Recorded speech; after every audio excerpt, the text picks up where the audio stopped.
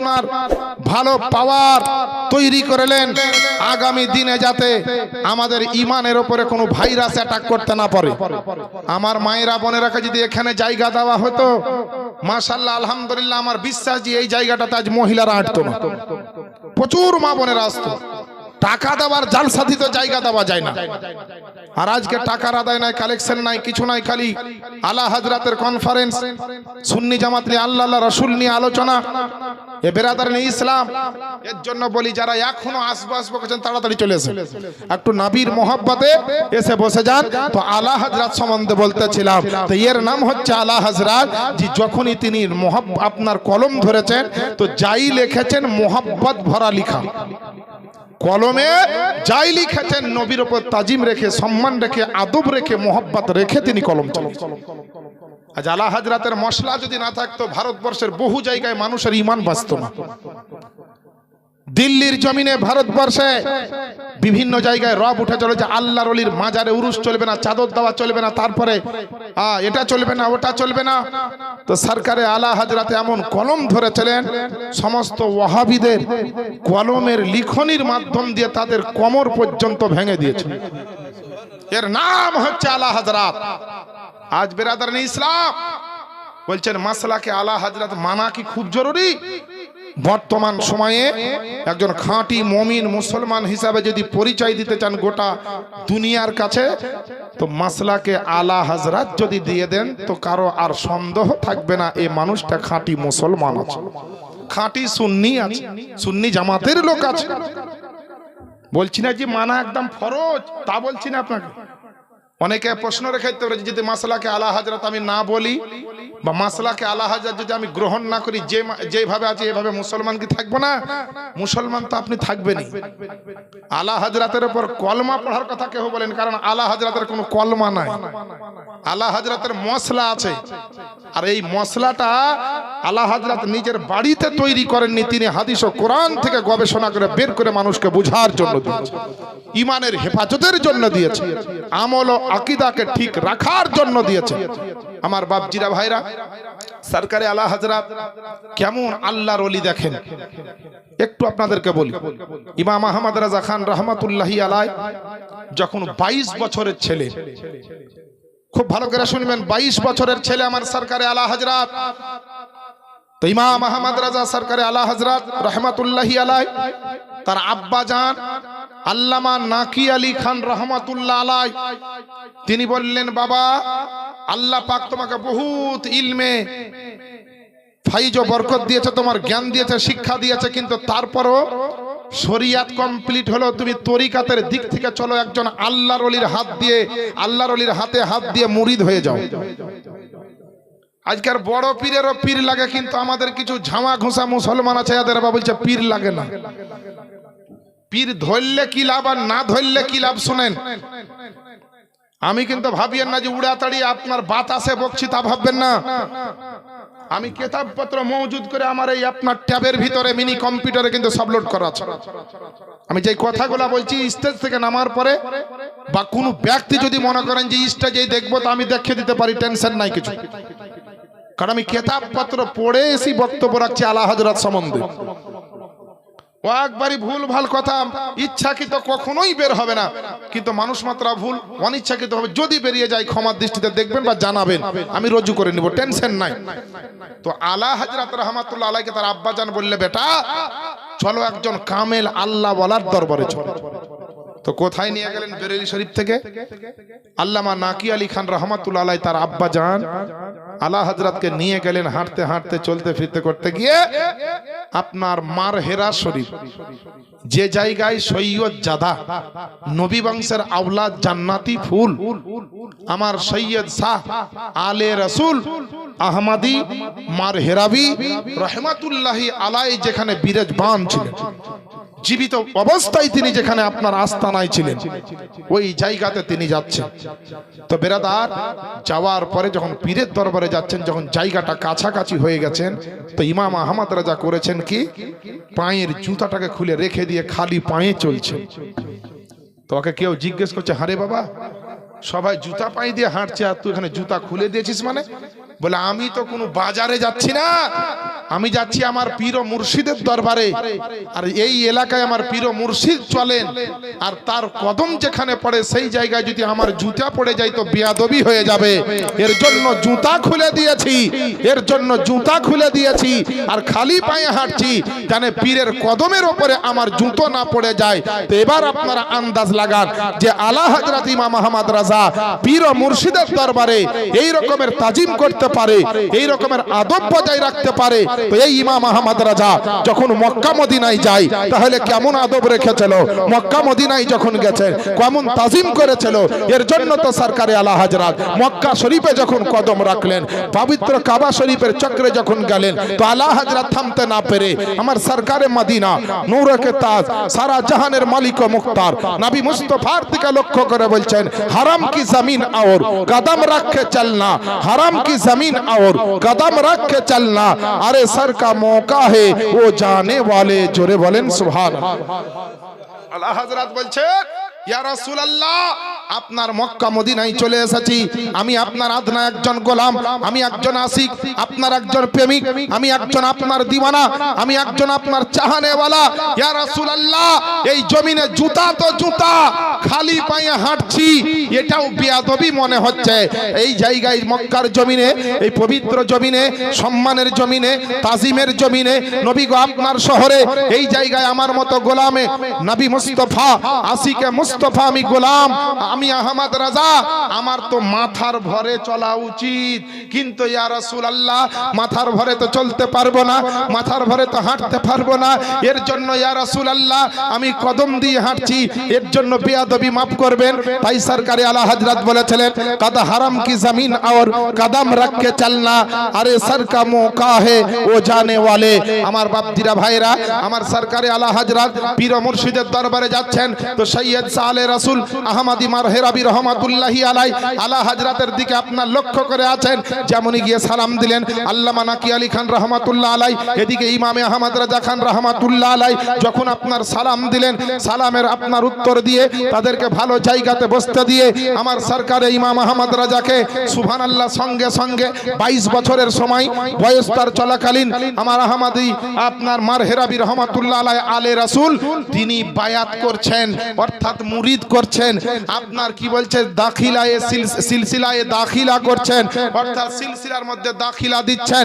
এইভাবে যখন দিতেছেন তো সুবহানাল্লাহ ওই আলে রাসূলের যোগ্য সন্তান সৈয়দ জাদা হযরত মাওলানা শাহ সৈয়দ আবুল হোসাইন আহমদ নুরি রহমাতুল্লাহি আলাই পার্শ্বে বসে দেখছেন আমার আব্বা আলে রাসূল আজকে আহমদ রাজাকে মুরিদ করছেন। মুরিদ করতে করতেই বায়াত গ্রহণ করাতে করাতেই বায়াত গ্রহণও করালেন, সঙ্গে সঙ্গে তাকে খেলাফত দিলেন এবং এজাজত দিলেন। জোরে বলেন খেলাফত, এজাজত আর বায়াত তিনটা জিনিস বুঝতে হবে। প্রথমে বায়াত মানে ওই মুরিদ হলেন, দামানে পীরের আল্লাহ ওয়ালাদের দামান ধরে বা হাত ধরে তোবা ইস্তেগফার করে আপনি বায়াত নিলেন যে আল্লাহ যা যা গুনাহ করেছি সব তোবা করলাম, আজ থেকে শরীয়ত মোতাবিক চলবো, এই আল্লাহ ওয়ালার হাতে হাত দিয়া ওয়াদা করলাম, এর নাম হচ্ছে বায়াত। বুঝতে পারলেন, মানে মুরিদ হলেন। এবার খেলাফত কাকে বলে? একজন পীর তাকে মুরিদ করার পরে বললেন যে যাও তোমাকে আমি খেলাফত দিলাম, তার মানে আমি একটা পীর তোমাকেও পীর বানিয়ে দিলাম। মানে সহজ ভাষায় আমি বুঝাচ্ছি, শরীয়তের ভাষায় বুঝাতে গেলে আপনাদের কষ্ট হবে। যাও আমি একটা পীর তোমাকেও আমি একটা পীর বানিয়ে দিলাম, মানে এটা খেলাফত। আর এজাজত কাকে বলছে? যে আমি তোমাকে মুরিদ করলাম, আমি তোমাকে খেলাফত দিলাম, আর তোমাকে এজাজত দিলাম তোমার কাউকে মন চাইলে তুমি কাউকে খেলাফত তুমিও দিবা। কথা বুঝতে পারলেন? তাহলে খেলাফত বায়াত আর এজাজত বুঝতে পারলেন? তো ইমাম আহমদ রাজাকে মুরিদ করলেন, খেলাফত দিলেন এবং এজাজত দিলেন। তখন আহমদ কি বলছে সাইয়েদনা মাওলানা আহমদ হোসাইন আহমদ আবুল হোসাইন আহমদ নুরি রহমাতুল্লাহ আলাই মানে আলে রাসূলের ছেলে বলছেন, আব্বা জান আপনার দরবারে যে মুরিদ হতে আসে প্রথমে আপনি মুরিদ করেন, তারপরে 2-4 মাস আপনি আপনার দরবারকে রাখেন, তারপরে ওকে বিভিন্ন রকম ভাবে পরীক্ষা নিরীক্ষা করেন, তারপরে আপনি তাকে খেলাফত ও এজাজত দেন। কিন্তু এটা কোন ব্যক্তি যাকে আপনি যাচাই বাছাই করলেন না, পরীক্ষা নিরীক্ষা করলেন না, তার ব্যাপারে কোনো গবেষণা করলেন না, তার ব্যাপারে কোনো চিন্তা ভাবনা করলেন না, আশা মাত্র তাকে মুরিদও করে নিলেন এবং তাকে আপনার সুবহানাল্লাহ এখনো খেলাফতও দিয়ে দিলেন এবং এজাজতও দিয়ে দিলেন। আব্বা জান ব্যাপারটা বুঝতে পারলাম না।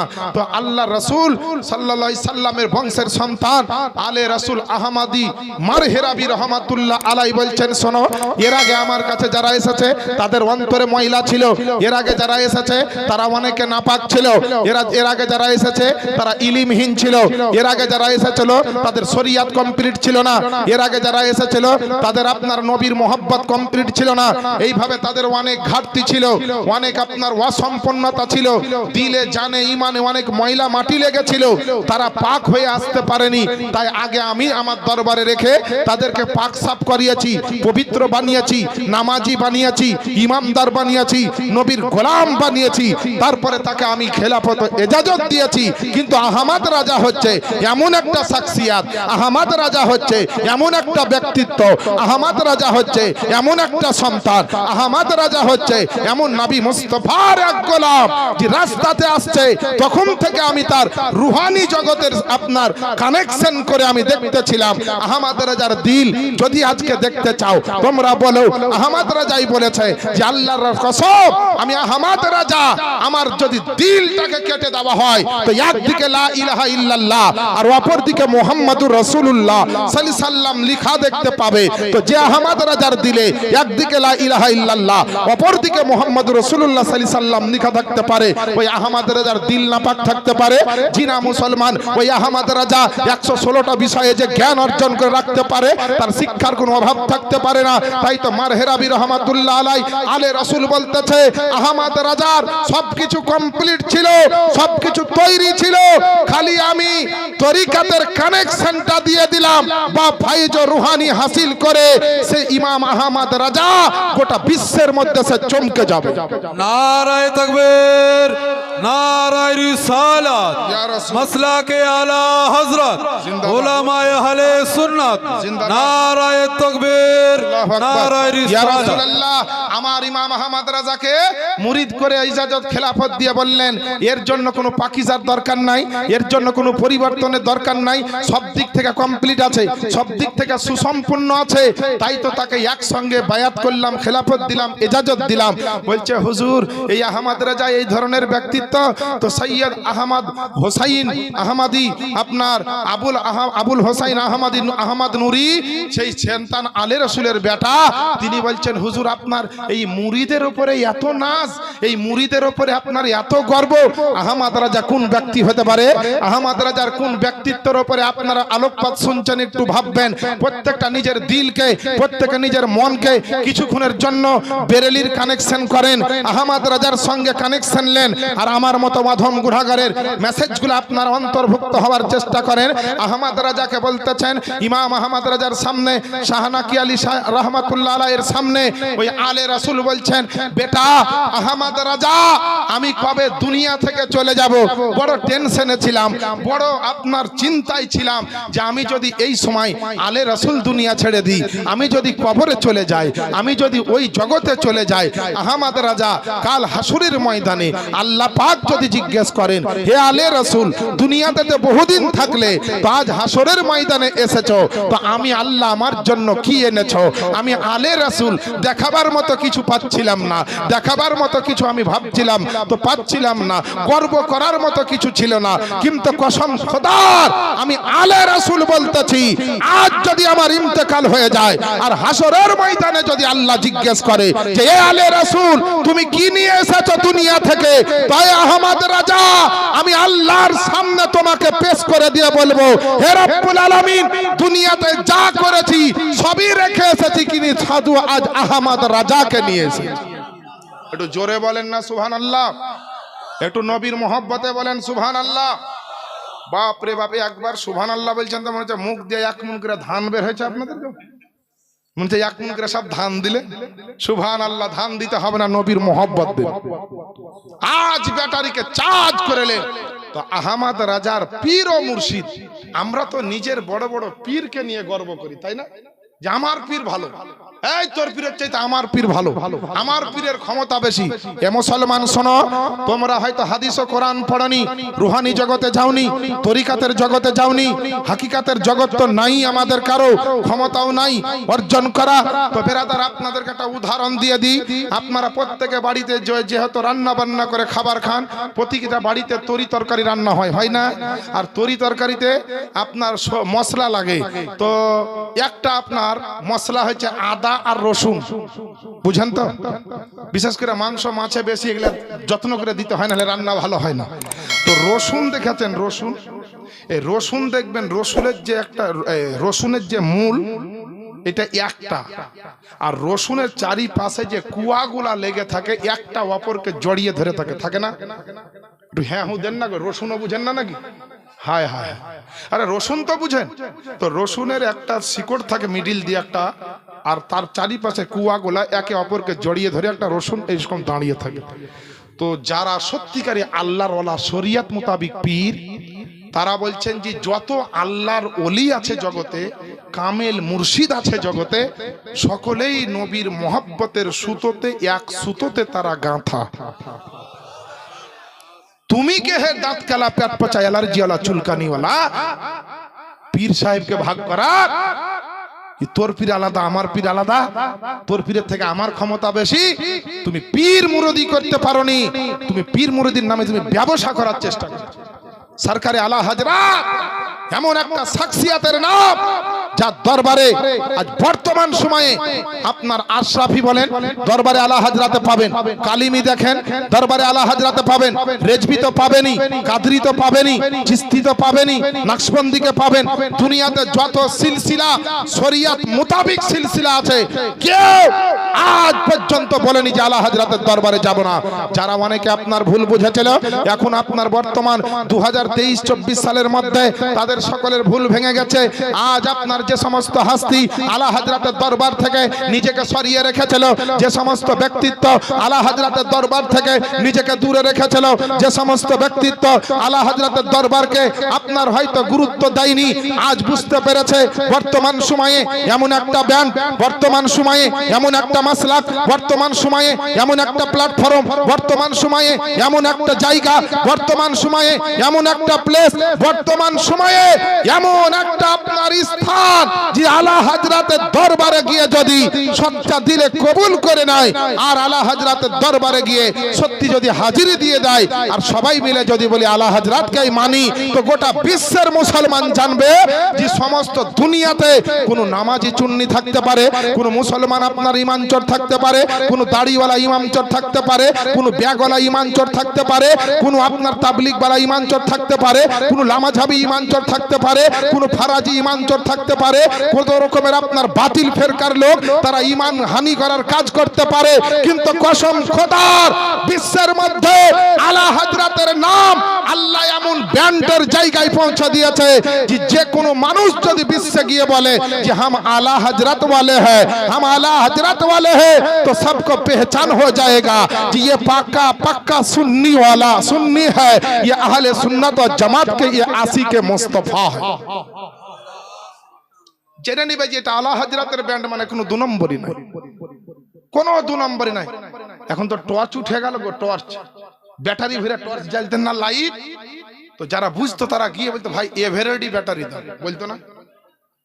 তারপরে এভারেডির পরে আপনার কত রকমের ভ্যারাইটিজ উঠলো, কিন্তু যারা বুঝতো তারা কিন্তু এভারেডি দাও বলে না। কিছুদিন মার্কেটে ঘি উঠে চলো, ভাগীরথী ঘি প্যাকিং করা পার্সেল, দেখছে বাড়িতে তো গাই সবারই নাই, ঘি নাই, তো ঘি দরকার, তো সব বাজারই যাবো, তো ভাগীরথী ঘি দাও। এখনো যারা দুধ কিনা খায় তারা বলবে আমল ছাড়া অন্য কিছু চলবে না, বলে না? এগুলা কেন কিনে? এই কোম্পানিটার উপর ভরসা আছে। তো যারা ইমানদার শিক্ষিত মুসলমান যারা বুঝে ওই মাসলাকে আলা হযরতের উপরে এই রকম ভরসা আছে যে আলা হযরতের দায়রায় যদি চলে আসি খাজা পাক পর্যন্ত পৌঁছে যাব। খাজা পাক যদি যেতে পারি তো আপনার সুবহানাল্লাহ গাউসে পাকের দরবারে পৌঁছে যাব। গাউসে পাকের দরবারে যদি যেতে পারি তো আপনার ইমামে হাসান ও হোসাইন দরবারে চলে যাব। হাসান ও হোসাইনের দরবারে যেতে পারি তো মা ফাতেমা আলীর দরবারে চলে যাব। আর আলী ফাতেমার দরবারে যদি পৌঁছে যেতে পারি তো নবী মুস্তাফার দরবারে পৌঁছে যাব। আর কসম খোদার নবী মুস্তাফার দরবারে যদি পৌঁছে যায় তো হাসরের ময়দানে আমার মুস্তাফার সাথে সাথে আমরা জান্নাতে পৌঁছে। সারা বিশ্বে যত রকমের দল বেরিয়েছে সমস্ত দল ব্যতীত একটাই দল হচ্ছে জান্নাতি দল, একটাই দল হচ্ছে নাজাত প্রাপ্ত দল, একটাই দল হচ্ছে জাহান্নাম থেকে মুক্তিপ্রাপ্ত দল। এবার বলবেন যে তুমি তো পীরবালা মুসলমান, তুমি পীরের বেলায় বলবে তো আমার কথা আপনাকে শুনতে হবে না, পশ্চিম বাংলার কোন বক্তার কথা আপনাকে শুনতে হবে না, কোন মুফতির কথা আপনাকে শুনতে হবে না, কোন আলেমের কথা শুনতে হবে না, কোন খাতিবের কথা শুনতে হবে না, কোন ইমামের কথা আপনাকে শুনতে হবে না, কোন আপনার সুবহানাল্লাহ প্রফেসর ইঞ্জিনিয়ার ডাক্তার মাস্টার কারো কথা আপনাকে শুনতে হবে না। আপনি যদি নবীর উম্মত হন নবীর কথা আপনাকে শুনতে হবে। নবীর যদি সত্যিকারী কলমা পড়নে वाला হন তো নবীর কথা আপনাকে শুনতে হবে। কারণ নবীর কথা যদি না শুনে তাহলে তার খবর আছে দুনিয়াতে এবং আখিরাতে। আমার বাপজিরা ভাইরা, আল্লাহ পাকের রাসূল বলে দিয়েছেন যে আপনার সুবহানাল্লাহি ওয়া বিহামদিহি দুনিয়াতে আপনার বনি ইসরাইল কওমে 72 দলে বিভক্ত হয়েছিল, কিন্তু আমার আখেরি জামানায় আমার উম্মতেরা 73টা দলে অন্তর্ভুক্ত হবে। তার মধ্যে একটি দল যাবে জান্নাতে আর বাকি 72টা যাবে জাহান্নামে। আল্লাহ পাকের রাসূল সাল্লাল্লাহু আলাইহি ওয়াসাল্লাম তিনি আপনার যখন এই ঘোষণাটা দিলেন তখন আপনার সাহাবায়ে কেরাম আল্লাহ পাকের রাসূলের দরবারে জিজ্ঞেস করলেন, ক্বালা মান হিয়া ইয়া রাসূলুল্লাহ, হে রাসূল হে পয়গম্বর, ওই যে দলটি জান্নাতে যাবে, যে দলটি নাজাত প্রাপ্ত হবে তার পেহচান কি হবে, তার আলামত কি হবে, তার লক্ষণ কি হবে? তো আল্লাহ রাসূল বিশ্ব নবী পয়গম্বরে আযম নবী মুস্তাফা নূরি জবান দিয়ে বলছেন, মা আনা আলাইহি ওয়া আসহাবি, আমি যে দলটি জান্নাতি হবে নাজাত প্রাপ্ত হবে ওই দলটার ভিতরে আমি নবীও থাকব এবং আমার সাহাবায়ে কেরামও থাকবে। এ বেরাদারনি ইসলাম, যারা সাহাবায়ে কেরাম ক্যাম্প করেছে, সাহাবায়ে কেরাম মিলাদ করেছে, সাহাবায়ে কেরাম নবীর জন্মদিন পালন করেছে, সাহাবায়ে কেরাম জুলুস করেছে, সাহাবায়ে কেরাম নবীর জন্য দাঁড়িয়েছে, সাহাবায়ে কেরাম নবীর তাজিম ও সম্মান করেছে। আজ যদি গোটা বিশ্বে যত দল তৈরি হয়েছে, নতুন নতুন মত তৈরি হয়েছে, নতুন নতুন পথ তৈরি হয়েছে, আপনারা একটু ডিসাইড করে দেখবেন, একটু আপনারা সকলে মাথা ঘামিয়ে দেখবেন, নিজের বুদ্ধিটাকে কাজে লাগিয়ে দেখবেন যে নবীর সাহাবায়ে কেরাম যা যা করেছেন ওদের সঙ্গে মেল যদি সঠিকভাবে হাদিস ও কোরআনের রোশনিতে কারো কানেকশন থাকে, মেল থাকে, একমাত্র সুন্নি জামাতের লোকের আছে, একমাত্র আহলে সুন্নাত জামাতের লোকের আছে, একমাত্র আল্লাহর ওলিগণের আছে। যেই পথে খাজা পাক গাজী গরিব নওয়াজ গিয়েছেন, যেই পথে গাউসে পাক গিয়েছেন, এইভাবে সরকারে আলা হযরত গিয়েছেন, ওই পথটা যদি দেখা যায় শুরু থেকে শেষ পর্যন্ত তো সাহাবীদের পথটা প্রমাণ হয়ে যাবে। আর এই প্রমাণ হওয়ার কারণে নবীর হাদিসের আলোকে প্রমাণিত হয়েছে যে মাসলাকে আলা হযরত সুন্নি মুসলমান এবং আহলে সুন্নাত জামাতের দলের লোক যাদেরকে বলা হয় তারাই হচ্ছে নাজাত প্রাপ্ত, নবী মুস্তাফার গোলাম হয়ে তারা জান্নাতি দল বলে বিবেচিত। বেরাদারনি ইসলাম, আলা হযরতকে পীর বলে আপনি মানিয়েন না, জান আপনাকে আলা হযরতকে পীর বলে মানতে হবে না। আলা হযরতকে আপনি যদি লেখক বলেও না মানেন, হাদিস আর কোরআন তো আপনাকে মানতে হবে। হাদিস আর কোরআন যদি না মানেন মুসলমান থাকবে একটু হ্যাঁ হুঁ দিবেন। হ্যাঁ, এখনো যদি বলতাম যে কাল থেকে আপনার কি বলছে যত বেকার ভাতা কেটে যাবে আর লক্ষ্মী ভান্ডার কেটে যাবে তো সবাই ভয়ে বলতো কি হলো কি হলো। হায় হায় মুসলমান, ইমান মজবুত করেন ইমান। আচ্ছা বলেন তো, হাদিস আর কোরআন যদি কেউ না মানে জানার পরে বলে আমি এটা মানলাম না, ও আর মুসলমান থাকবে?